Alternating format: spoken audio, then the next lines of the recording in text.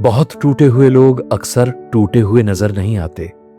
जब वो चले जाते हैं इस दुनिया से तब याद आता है कि हाँ, वो परेशान तो था, पर लगा नहीं कभी कि इतना परेशान था। कभी किसी पेड़ को गौर से देखा है?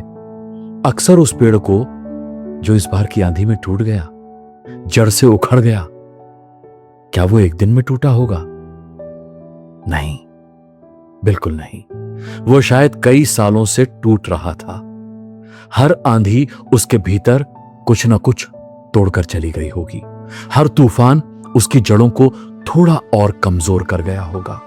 वो झुकता रहा होगा, डोलता रहा होगा, लेकिन क्योंकि वो गिरा नहीं था, इसलिए लोगों ने मान लिया कि वो मजबूत है।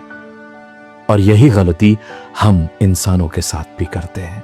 हम किसी को हंसते हुए देख लेते हैं, काम करते हुए देख लेते हैं, जिम्मेदारियां निभाते हुए देख लेते हैं और मान लेते हैं कि सब ठीक है।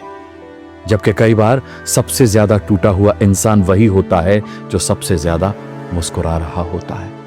क्योंकि टूटन हमेशा चेहरे पर नहीं दिखती, कई बार वो आत्मा के भीतर होती है और आत्मा के घावों पर कोई पट्टी नहीं बंधती। लोग कहते हैं कि अरे, वो तो बहुत मजबूत था, अचानक कैसे टूट गया? लेकिन सच ये है कि कोई भी इंसान अचानक नहीं टूटता।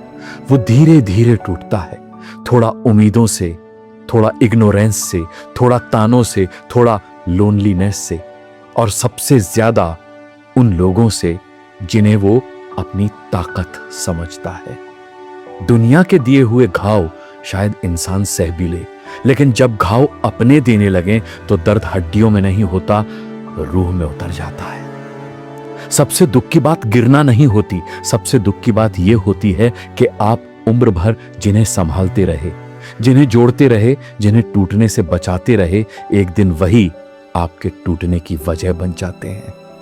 वही आपकी जड़ों को काटने लग जाते हैं जिनके लिए आपने अपनी शाखाएं झुकाई थी। इसलिए अगर आपके आसपास कोई व्यक्ति खड़ा है ना, तो उसको सिर्फ वो खड़ा है ये सोचकर मजबूत मत मान लेना, या उसे मजबूत मानकर इग्नोर मत कर देना। हालचाल पूछते रहना उसका। हो सकता है कि वो अपनी आखिरी बची हुई ताकत से खड़ा हो सकता है कि उसके भीतर का पेड़ कई आंधियों से लड़ते हुए थक चुका और हो सकता है उसे सलाह की नहीं, बस किसी अपने के हाथ की जरूरत हो, साथ की जरूरत हो, जो उससे पूछ ले कि तुम सच में ठीक हो ना।